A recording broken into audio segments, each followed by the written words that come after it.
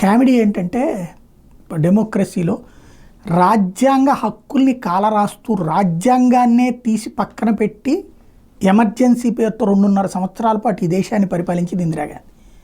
మామూలుగా ఎమర్జెన్సీలో అధ్యక్షుడికి అధికారాలు వస్తాయి, కానీ అధ్యక్షుడిని అక్కడ కూర్చోబెట్టి మొత్తం నడిపింది ఇందిరాగాంధీ, వాళ్ళ అబ్బాయి సంజయ్ గాంధీ.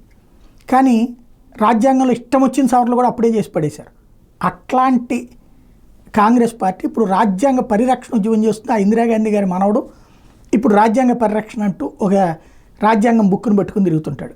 అది పక్కన పెడితే ఏదైతే రాజ్యాంగ సవరణ చేయడానికి ఏదైతే ఇప్పుడు జమిలీ ఎలక్షన్స్కి సంబంధించి జరిగినటువంటి చర్చ సందర్భంగా, ఇంకోటి రాజ్యాంగానికి సంబంధించి సభలో 2 రోజుల పాటు జరిగిన చర్చ సందర్భంగా అటు నడ్డా ఇటు అమిత్ షా ఏకిపారేశారు కాంగ్రెస్ పార్టీని. రాష్ట్రాల ప్రభుత్వాల కూల్చివేత కాంగ్రెస్ పలుమార్లు చేసే నిర్వాకాల వల్లనే జమిలీ ఎన్నికల బిల్లు తీసుకురావాల్సి వచ్చిందని చెప్పి జేపీ నడ్డా రాజ్యసభలో మాట్లాడితే 2 రోజుల చర్చ కేంద్ర హోంమంత్రి అమిత్ షా మరోవైపున సమాధానం ఇస్తా కాంగ్రెస్ పార్టీ మన రాజ్యాంగాన్ని ఎప్పుడో కుటుంబ ప్రైవేట్ ఆస్తిగానే చూసింది, పార్లమెంట్ను మోసపుచ్చే ఆట ఆడింది, పార్లమెంట్ ఆమోదం లేకుండా 35 అధికారాన్ని రాజ్యాంగంలో చేర్చేసింది, సొంత ప్రయోజనాల కోసం ఇట్లాంటివి అనేకం చేసింది, ముస్లింలకు రిజర్వేషన్లు కల్పించడానికి 50% కోటా గరిష్ట పరిమితిని ఉల్లంఘించాలని అనుకుంటోంది, కళ్ళద్దాలు పరాయి దేశాన్ని అయితే భారతీయత ఎప్పటికీ కనిపించదు అంటూ రాహుల్ గాంధీకి చొరకలంటిచ్చారు. అధికార పక్షం మీద వ్యాఖ్యల మీద కాంగ్రెస్ సభ్యులు అభ్యంతరం వ్యక్తం చేశారు.